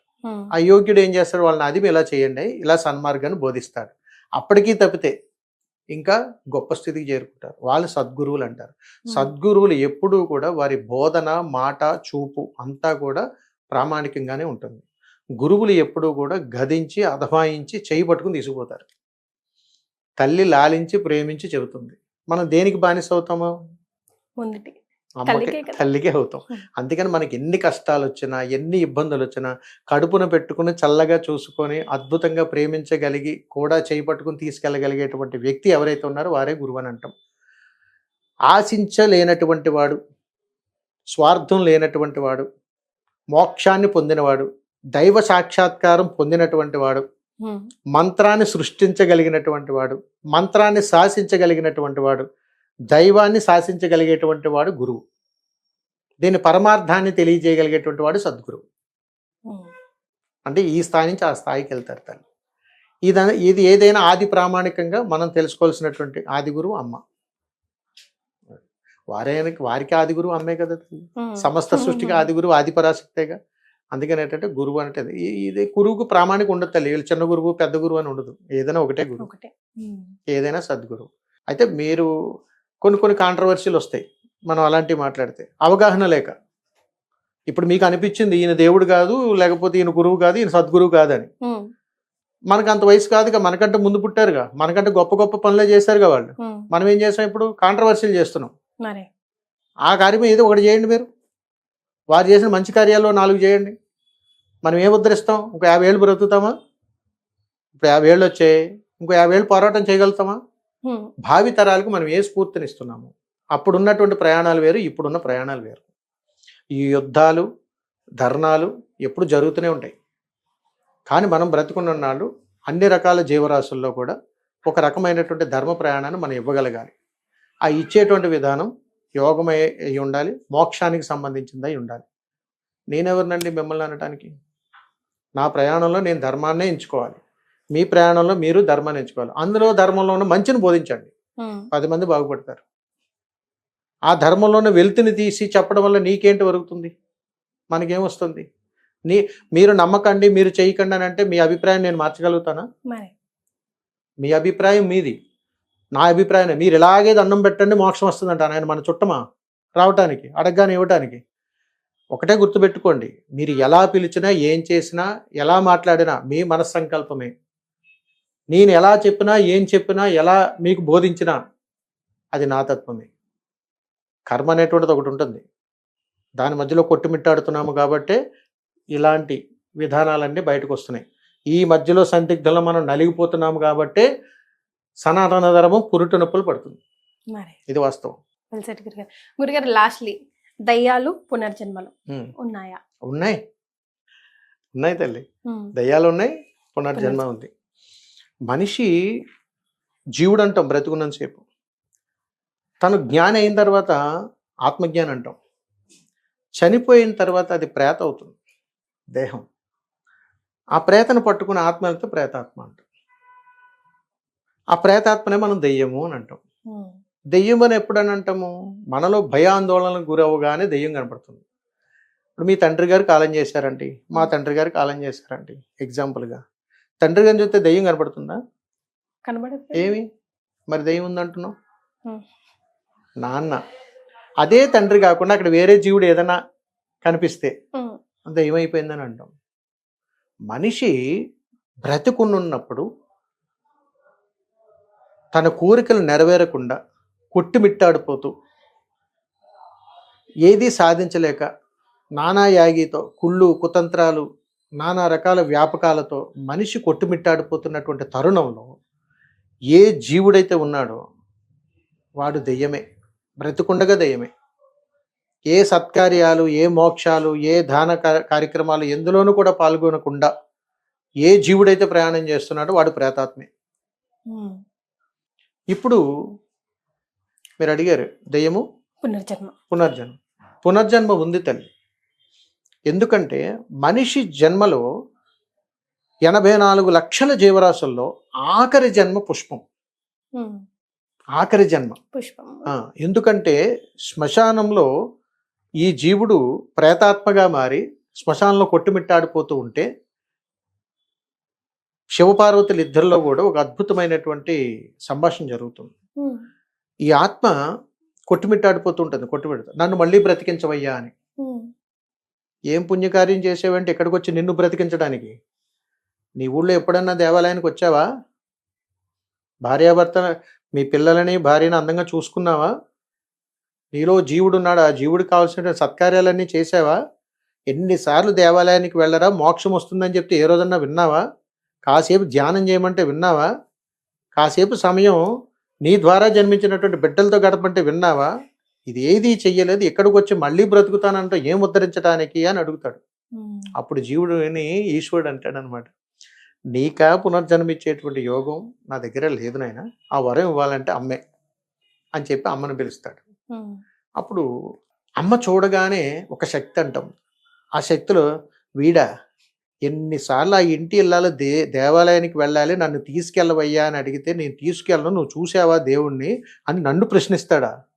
ఈరోజు వాడు తినటానికి, ఉండటానికి, చేయటానికి అన్ని నా అనుగ్రహమే కదా. మరి నా గ్రామంలో ఉంటూ నా దగ్గరికి రావడానికి వాడికి సమయం లేదా? ఈశ్వరా నేను వరాన్ని ఎవరిని వెళ్ళిపోతున్నానని తెల్లి వెళ్ళిపోతుంది. అలా కొట్టుమిట్టాడిపోతున్నటువంటి వాడికి తండ్రి బోళాశంకరుడు, మరి నాన్న బాధ్యతాయుతుడు కాబట్టి ఈశ్వరా ఈశ్వరా అని కొట్టుమిట్టాడిపోతున్నటువంటి ఆత్మకు ఒక వరాన్ని ఇస్తాడు. పునర్జన్మ ప్రాప్తిరస్తు అని ఇస్తాడు. ఆ ఇచ్చినటువంటి పునర్జన్మలో ఇవ్వగానే మరి జీవుడికి ఆశ ఎక్కువ కదా, ప్రేతాత్మ అయిపోయింది కదా, అక్కడ అడుగుతాడు అనమాట. ఈశ్వర నాకు నిన్ను తాకాలని ఉందయ్యా అంటాడు. వరం ఇచ్చాను బానే ఉంది, మరి నన్ను తాకడం ఏందయ్యా అని అడిగితే ఈశ్వర అంటే మళ్ళా నాన్న అని పిలవగానే మళ్ళా పొంగి తదాస్తు అంటాడు. అలాగే ఒక జీవుడు కాలం చేసిన తర్వాత ఆత్మ ప్రయాణం 84 లక్షల జీవరాశుల్లో జరుగుతూ జరుగుతూ అన్ని జన్మలు అయిన తర్వాతే, ఇప్పటికీ మనం అంటూ ఉంటాం కొన్ని కార్యక్రమాల్లో కొన్ని సందర్భాల్లో ఇంకో జీవుని పోలుస్తుంటాం. ఎగ్జాంపుల్గా మీరే చెప్పండి, కోతుకున్న లక్షణాలన్నీ ఉన్నాయని అంటాం, పాము చెవులు ఉన్నాయి నీకు అని అంటాం వాడుక భాషలో. రేవులో తాడి చెట్లాగా ఏది అంటే అన్ని రకాల జీవరాశుల్లోంచి మనిషిని పోలుస్తున్నట్టు అర్థం ఏంటి? ఆ వాసన ఉంది ఇక్కడ. అలాగే ఇక్కడికి వచ్చేటప్పటికి ఏంటనంటే భగవంతుడికి అర్చన చేసినప్పుడు, గొప్ప గొప్ప మహానుభావులు తారసపడినప్పుడు, మహాపుణ్యాత్ముల యొక్క పాదస్పర్శ జరిగినప్పుడు, భగవంతుడి యొక్క సాక్షాత్కారం జరిగినప్పుడు, వారి స్పర్శకు ఏదైతే అందుతుందో అదే పునర్జన్మ. అంటే భగవంతుడి దగ్గర వేసేటువంటి పుష్పం ఏదైతే ఉందో ఆ పుష్పం అక్కడ అడుగుతాడు అనమాట ఈశ్వరుడు, సంతోషమా అని అడుగుతాడు. అంటే మళ్ళా జన్మించి ఒక పుష్పంగా మారి ఈశ్వర నాకు నిన్ను తాకాలని ఉందయ్యా అనడంలో పరమార్థం ఏమిటనంటే, మనం ఎక్కడెక్కడి నుంచో అమ్మ మనకి ఏం సంబంధం ఉంటుంది తల్లి, అక్కడ ఉన్న పువ్వులు తీసుకెళ్ళి అభిషేకానికి ఇస్తాం. మనమా నీళ్లు పోయిలా, మనమా విత్తు వేయలా, మనం పెంచలేదు, కానీ పువ్వులు తీసుకెళ్ళి అందంగా తీసుకెళ్ళి అక్కడ అభిషేకానికి అర్చనకి ఇస్తుంటాం. మరి ఇవన్నీ భగవంతుడి పాదాల చెంత చేరగానే ఎంత ఆనందపడిపోతుంటాయి. ఆ ఈశ్వరుడు ఎంత ఆనందపడతాడు, నీకు ఇచ్చిన మాట ఎంత చక్కగా నెరవేర్చుకున్నాను. ఆ జీవుడు కూడా చాలా ఆనందపడతాడు. మోక్షం ఇంకా అంతకుమించి ఇంకేం లేదు, అదే పునర్జన్మ. అందుకని ఒక మనిషి కాలం చేసిన తర్వాత ఏదో ఒక రూపంలో ఖచ్చితంగా జన్మించి తీరాల్సిందే. దీనికి సైన్స్ ప్రామాణికాలు ఉండవు, రీసెర్చ్ చేసుకోండి ఎలాగైనా సరే, ఖచ్చితంగా ఉంది. మీరు సైన్స్ పుట్టక ముందు ఇవన్నీ ఉన్నాయి, మనం మూఢనమ్మకాలుగా చూస్తాం, చూడాల్సిన పని లేదు. కాబట్టి ఈ రోజుకి పూజా పునస్కారాలు చాలా చక్కగా అద్భుతంగా. మన తాత ముత్తమామల్ని అడగండి, సూర్య నమస్కారాలు చేసేవారు, కాస్త పసుపు నీళ్ళు అలా జల్లి ఉదయాన్నే నమస్కారం చేసి సూర్యభాగం నమస్కారం. వాళ్ళు 120 సంవత్సరాలు 130 సంవత్సరాలు బ్రతికారు వాళ్ళు. మరి వాళ్ళు కూడా ఇప్పటికీ మనం అంటుంటాం, వాళ్ళ ఫోటోలు ఇప్పటికీ మన పూర్వీకులు మన ఇళ్లలో చూస్తుంటే మనం చరిత్రగా చెప్పుకుంటుంటాం. మా మామగారు 150 సంవత్సరాలు ఉన్నారు, మనం 60 సంవత్సరాలకి అయిపోతున్నామని. మళ్ళీ మళ్ళీ మళ్ళీ మళ్ళీ మనం పుడతాం. 84 లక్షల జీవరాశుల్లో మనం అనుభవించి తీరాల్సిందే, సమస్య లేదు. రైట్ గురుగారు, లాస్ట్గా మళ్ళీ మీ గురించి ఒక చిన్న ప్రశ్న. మీ అమ్మగా మీరు కొలుచుకునే కాళికామ్మతో మీరు ఎప్పుడైనా మాట్లాడారా? మీ ప్రశ్నలకు సమాధానాలు దొరుకుతాయా? ఇప్పుడు నేను అమ్మ మాట్లాడాను నేను అన్నాను అనుకోండి, నన్ను పిచ్చోళ్ళ చూస్తారు. ఫస్ట్ కొత్త పిచ్చోడు వచ్చాడండి అని అంటారు. వాస్తవం తల్లి, ఎందుకనంటే ఒక ఉన్మాది ప్రపంచం తిరుగుతుంది ఆంధ్ర రాష్ట్రంలో, ప్రపంచం అంతా తిరుగుతుంది. వీళ్ళ పని ఏమిటనంటే హిందూ దేవతల గురించి కానీ, సనాతన ధర్మం గురించి కానీ, మన కాషాయ ధర్మం గురించి కానీ, ఏదైనా సరే విధానం గురించి మాట్లాడగానే తయారైపోతారు ఒక 20-30 మంది కింద. వీళ్ళ పని అంతే, వాళ్ళు ఎవరో దొరకరు మనకి. వాళ్ళ ప్రయాణం ఏంటనంటే దీన్ని రకరకాలుగా యాగి చేయడమే. అలాంటి చెడు పురుగుల నుంచి మనం ఆలోచించాలి. ఒకటి తల్లి, దాన్ని నిర్మాణం చేయనప్పుడు ఇంకెందుకు, వరాలు ఇవ్వనప్పుడు భగవంతుడు ఎందుకు, దుష్ట సంహారం చేయలేనప్పుడు దేవి దేవతల అవతారాలు ఎందుకు ఎత్తారు అంటే ఎలా తయారైందంటే వ్యవస్థ. ఇప్పటికీ కూడా గొప్ప గొప్ప వాళ్ళు, పెద్ద పెద్ద వాళ్ళు, యోగులు, మునులు, అఘోరాలు ఎక్కడెక్కడ ఉన్నారు తల్లి భారతదేశంలో. వాళ్ళు బయటికి రాకపోవడం కారణం ఏమిటి అంటే వీళ్ళు ఏదో అంటారని కాదు, వచ్చినా కానీ జనాలు స్వీకరించలేని పరిస్థితుల్లో ఉన్నారు. మేమైనా ఎందుకు రావాల్సి వచ్చింది అని అంటే ఎంతో ఆవేదన పడుతున్నాం. అమ్మ నేను పిలిచాను, అమ్మ నాకు కనిపించింది, నాతో మాట్లాడింది అని నేను అన్నాను అనుకోండి, మొదలవుతుంది యుద్ధం. అయినా కానీ శాసనంగా మనం చెప్పగలుగుతాం. విధానం ఏమిటనంటే తల్లి, ఏ కాషాయ ధర్మంలో ఉన్నటువంటి ఏ వ్యక్తి అయినా, కాషాయ వస్త్రమే కాదు ఎవరైనా, ఒక సాధన చేసినప్పుడు ఆ సాధనలో ఉన్నటువంటి అతీతమైనటువంటి శక్తి పంచభూతాలను తన ఆధీనంలోకి తెచ్చుకునేటువంటి సామర్థ్యం ఉన్నది. ఆ సామర్థ్యాన్ని నడిపించగలిగేటువంటి అతీతమైనటువంటి శక్తి ఏ మంత్ర సాధన అయితే మనం అతీతంగా చేస్తామో ఆ దేవత ప్రసన్నం అవ్వాల్సిందే. లేకపోతే దశమహావిద్యల్లో ఈ దేవతకి ఇది చేస్తే ఇది వస్తుంది, ఇలా చెయ్యాలి అని గురువు మాత్రమే చెప్పగలుగుతాడు. అందుకని నా అనుభవంలో నేను నేర్చుకున్నటువంటిది, అమ్మ అని పిలిస్తే చాలు, వచ్చి కూర్చుంటుంది, చాలు. ఇంకా అంతకన్నా ఇంకేం కావాలి తల్లి? ఆ తల్లి అడిగింది అనమాట, నాయనా నువ్వు నన్ను కూర్చోబెట్టరా, సకల జనులకి కూడా నీ ద్వారా నేనేం కావాలని ఇస్తానంటే అంత గొప్పవారు నాకు వద్దు తల్లి, నేను వెళ్ళేలోపు ఒక అద్భుతమైన కార్యం చేయాలి, నిన్ను అలా ఆసనించాలి, నీకు ఒక ఆసనం వేయాలనుకుంటున్నానమ్మా అని చెప్పాను. ఆ ఆసనం పేరే దేవాలయం. ఆ తల్లి కోసం ఒక పీఠాన్ని ఏర్పాటు చేసి తల్లిని ఆడు కూర్చోబెట్టాలి నా సంతృప్తిగా. అంటే తల్లి ఒక జీవుని పుట్టించడం కోసం ఒక సత్కార్యం ఎలాగైతే ఇప్పుడు సృష్టి ధర్మం చెబుతుందో, అలాగే ఆధ్యాత్మిక ప్రయాణంలో నేను ఎంచుకున్నటువంటి ఈ ధర్మయజ్ఞంలో, నేను పొందినటువంటి దశమహావిద్యల సిద్ధంలో తల్లి నాకు ప్రసన్నమయ్యి అనుగ్రహాన్ని ఇచ్చి తిరిగి అడిగినటువంటి ప్రయాణం ఇది ఒక్కటే తల్లి. నాయనా నువ్వు ఇది ఇచ్చేయి, నీకు మోక్షాన్ని ఇస్తాను. ఎంతవరకు వచ్చింది గురుగారు? నేను చేస్తున్నటువంటి ప్రయాణం తల్లి భిక్షాటం చేస్తున్నాను కాబట్టి అందరినీ భాగస్వామ్యం చేసుకోవాలి. దక్షిణ భారతదేశం అంతా కవర్ చేసుకుంటూ నేను తిరగాలి అంటే చాలా సమయం పడుతూనే ఉంది. ఎక్కడో అక్కడక్కడ ఉన్నటువంటి భక్తులు అయ్యా విరాళం పంపిస్తాము ఇట్లా అని అన్నా, లేదండి మీరు ఏ రాష్ట్రంలో ఉన్నారో చెప్పండి మేమే అక్కడికి చేరుకుంటాము అని చెప్తే అక్కడికి వెళ్ళి వారికి సంబంధించినటువంటి ప్రయాణంలో వారు 100 మంది భక్తులు 200 మంది భక్తులు ఉంటారు. అక్కడ చక్కగా దేవీ దేవతల గురించి ప్రవచనం చేసి వారికి చెప్పి అక్కడ జోలి పట్టి భిక్షాటం చేస్తాను. ఆ వచ్చిన ధనంతో ఇప్పుడు నేను కడుతున్నటువంటి దేవాలయం సుమారు ఒక 12 దేవాలయాల నిర్మాణ శైలిలో ఉన్నాయి. అంటే నేను కట్టేటువంటి దేవాలయాలు సుమారు ఒకే ప్రాంగణంలో 72 దేవతలు. అంటే ఆ దేవతల దగ్గర అడుగు పెడితే చరిత్ర చెప్పుకునేటట్లుగా ఒక సాధన పొందినటువంటి గురువు, ఒక సాధన పొందినటువంటి సాధకుడుగా నిర్మాణం చేసినటువంటి ఏకైక పుణ్యక్షేత్రం అవ్వాలి. ఆ దేవాలయాలు అడుగు పెడితే దేవత ప్రసన్నం అవ్వాల్సిందే, నువ్వు ఏది అడిగినా ఆ కోరిక నెరవేరాల్సిందే. అలాంటి పుణ్యక్షేత్రం ఇచ్చి వెళ్ళిపోతాను తల్లి. గురుగారు తాంత్రిక పూజా విధానం అసలు మామూలు జనాలు చేసుకోవచ్చా? అంటే పీఠాధిపతులు గురువులు అందరూ ఉన్నా కూడా ఎందుకంత భయపడుతున్నారు, భయపెడుతున్నారు? తాంత్రికం అంటే భయపడాల్సిన అవసరం లేదు తల్లి, వాస్తవం. తాంత్రికాలు అంటే భయపడాల్సిన అవసరం లేదు. దాని నెగటివ్ ప్రొజెక్షన్ ఎక్కువ శాతం ఉంది కదా. అంటే తల్లి ప్రారంభం నుంచి ఈ క్షణం వరకు అక్కడ కాకరకాయ అయితే ఇక్కడ కేకరకాయ. వాస్తవ ప్రామాణికాలు మీ చెవులు చెంతన చేరలేదు. చేరు ఉంటే మీరు నన్ను ఈ ప్రశ్న అడగరు. ఇది వాస్తవం. ఎందుకంటే తాంత్రికానికి భయపడాల్సిన అవసరం ఎట్టి పరిస్థితుల్లోనూ లేదు. It's clear. ఎందుకనంటే మంత్రం ఉందా, భయపడరు. తంత్రం అంటే ఎందుకు భయపడతారు? అవగాహన లేదు కాబట్టి. గుళ్ళోకి వెళ్ళి అర్చన చేయించుకుని ఉన్నప్పుడు కాదు, మీరు మీ ఇంట్లో నిత్యం చేసుకున్న పూజలు కూడా అష్టోత్తరాలు ఇవన్నీ మంత్రాలే కదా.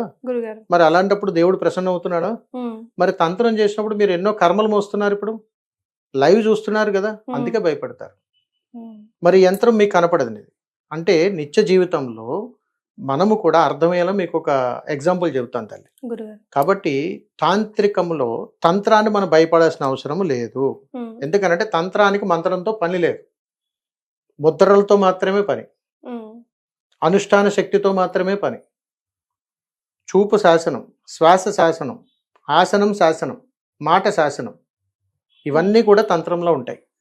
మనం ఏమనుకుంటామంటే తాంత్రికం అంటే ఇదేదో భయంకరమైనదేమో, ఇదేదో మరణానికి సంబంధించిందేమో, ఇదేమో భయంకరమైనమేమో. దీనికి ఎగ్జాంపుల్ చెబుతాను. ఈ రోజు మీరు ఒక ప్రసాదం సిద్ధం చేద్దామని అనుకున్నారు. ఆ ప్రసాదం పేరు మంత్రం. మరి తయారు చేయాలని అంటే మనిషి కావాలిగా. మరి చేయటానికి మీరే ఎగ్జాంపుల్ గా ఈ చేతులు ఉపయోగిస్తారు కదా, ఇవన్నీ ముద్రలు. మరి చేయటానికి కావాల్సినటువంటి పనిముట్లు యంత్రం అంటాం. మరి మంత్రము, తంత్రము, యంత్రం ఈ మూడు లేదే జరుగుతాయా? కాబట్టి మనం ఎప్పుడు కూడా గుర్తుపెట్టుకోండి, తంత్రం అంటే ఏదో భయపడిపోయి ఏదో చేయాల్సినటువంటి విధానం లేదు తల్లి. ఉదాహరణకు మీరు సిటీలో ఉన్నారు, మీ సిటీలో మీ తాంత్రికం అంటే ప్యాషన్. పల్లెటూరు వెళ్తే సిటీలో తాంత్రికం అంటే అదేదో చేతబడేమో ఏదైనా పూజలేమో అని అనుకుంటారు. వాతావరణాన్ని బట్టి, పరిసర ప్రాంతాన్ని బట్టి, అక్కడ ఉన్నటువంటి మనుషులు చేసినటువంటి దుష్ప్రచారం వల్ల మాత్రమే ఇలా ఉంది. ఇకపోతే మీరు అడిగారు, మఠాలు, పీఠాలు, ఆశ్రమాలు, సనాతన ధర్మ పరులు, గొప్ప గొప్ప మహానుభావులు వీళ్ళందరూ ఉన్నా కానీ ఇవన్నీ ఎందుకండి ఇలాగా ప్రాచుర్యం లేకుండా పోనీ అంటే ఒక వర్గం చేస్తున్నటువంటి దుష్ప్రచారం. ఆ వ్యవస్థే బాగుండాలి, వాళ్ళే బాగుండాలి, ఇవి తొక్కి పాడేస్తున్నారు. కాబట్టి అన్నీ ఉన్నాయి. అవన్నీ లేకపోతే దేవి భాగవతంలో వీటి ప్రస్తావన ఉంది, ఎన్నో ప్రామాణిక గ్రంథాల్లోనూ ఉన్నాయి, ఎన్నో చరిత్రలో ఉన్నాయి, ప్రతి దానిలోనూ కూడా తాంత్రికాలు ఉన్నాయి. కానీ వాటిని ఉపయోగించుకునేటువంటి తీరి ప్రారంభం నుంచి ఇప్పటి వరకు మారిపోతూ వచ్చింది. ఇప్పుడు దేవుడికి ఇంట్లో మీరు పూజ చేసినప్పుడు చేసేటువంటి నైవేద్యము ఒక ప్రామాణికం. ఏదైనా మీరు దేవాలయానికి వెళ్ళి మొక్కుకుని అక్కడ చేసే నైవేద్యం ఒక ప్రామాణికం. అలా మీరు కుటుంబ పరంగా ఏదైనా ఒక దేవాలయానికి వెళ్ళి మొక్కుకుని అక్కడ చెల్లించే నైవేద్యం ఒక ప్రామాణికం. అంటే అవసరం వచ్చినప్పుడు మనం దేనికైనా సిద్ధపడిపోతాం, కష్టాల్లో ఉన్నాం కాబట్టి. కాబట్టి సకల కోటి జీవరాశులు కూడా నిత్యము అనుభవిస్తున్నటువంటి దారిద్ర్యాల నుంచి బయటపడటం కోసం శీఘ్రంగా దేవత ప్రసన్నం కావటానికి ఉద్భవించినటువంటి విద్యలే తాంత్రిక విద్యలు. అంతే తప్ప ఇది ఏదో గొప్ప కోసమో కీర్తి కోసమో గడించినవి కాదు. దేవత అన్ని రకాల్లోనూ ప్రసన్నమవుతుంది, అనేక రూపాలు ఉన్నాయి. మీరే ఒక వ్యక్తిని కలవాలనంటే ఎన్ని మార్గాలు ఉంటాయి చెప్పండి. ఆ వ్యక్తితో అర్జెంట్ పరిస్థితి అయితే అర్జెంటుగా ఏది షార్ట్ కట్ ఉంటే అది ఎలా వాడతాము, అలాగే తాంత్రం కూడా అంతే. దీన్ని భయపడాల్సిన పని లేదు. అదే మనకి ఆ వ్యక్తితో మనకి పని పాట లేదు, ఎప్పుడన్నా అవసరం భవిష్యత్తులో కలుద్దాం, తాయితీగా మీ కార్యక్రమాలు నడుస్తుంటే ఈజ్ కాల్డ్ యాజ్ మంత్ర. ఆయన కలవగానే ఏదో ఒక అవసరం, ఫలానా పని కోసం నేను కలిశానని ఎలాగైతే అనుకోండి, ఈజ్ కాల్డ్ యాజ్ యంత్ర, కారణభూతం. అందుకని ఏంటంటే మంత్ర తంత్ర యంత్రాల్లో మూడింటికి భయపడాల్సిన పని లేదు. ఏ యంత్రమైనా సరే సిద్ధిస్తుంది, ఏ మంత్రమైనా సిద్ధిస్తుంది, ఏ తంత్రమైనా సరే మనిషి మీద ప్రభావం చూపిస్తుంది. కాబట్టి మఠపీఠ ఆశ్రమాలు ఎన్ని ఉన్నా వీళ్ళందరూ ఎవరు ఏదైనా కానీ ప్రతి ఒక్కరికి కూడా ఒక్కొక్క విద్య అనుష్ఠానం ఖచ్చితంగా ఉంటుంది. ఆ యొక్క సాధనను బట్టే ఈ పరిరక్షణ జరుగుతుంది. కాబట్టి అప్పుడప్పుడు వీటి కోసం అవగాహన కల్పిస్తూ ఉండాలి. మాలాంటి స్వామీజీలైనా, సన్యాసులైనా, సాధువులైనా ప్రయాణాలు చేసినప్పుడైనా, దేశ సంచారం కోసం వెళ్ళినప్పుడైనా సనాతన ధర్మం పట్ల, మూఢనమ్మకాల పట్ల అప్పుడప్పుడు ఇలా అవగాహన కల్పిస్తేనే ప్రజలకు అర్థమవుతుంది తప్ప, లేకపోతే ఎవరు ఏది చెప్పినా కానీ అదే ప్రామాణికంగా తీసుకుని అదే నిజమని అనుకుని జనాలు చాలా ఇబ్బంది పడుతుంటారు అనేక సందర్భాల్లో. కాబట్టి తంత్రానికి భయపడవలసినటువంటి పని ఎట్టి పరిస్థితుల్లోనూ లేదు. చాలా సంతోషం గురుగారు, థ్యాంక్ యూ సో మచ్. ధన్యోస్మి.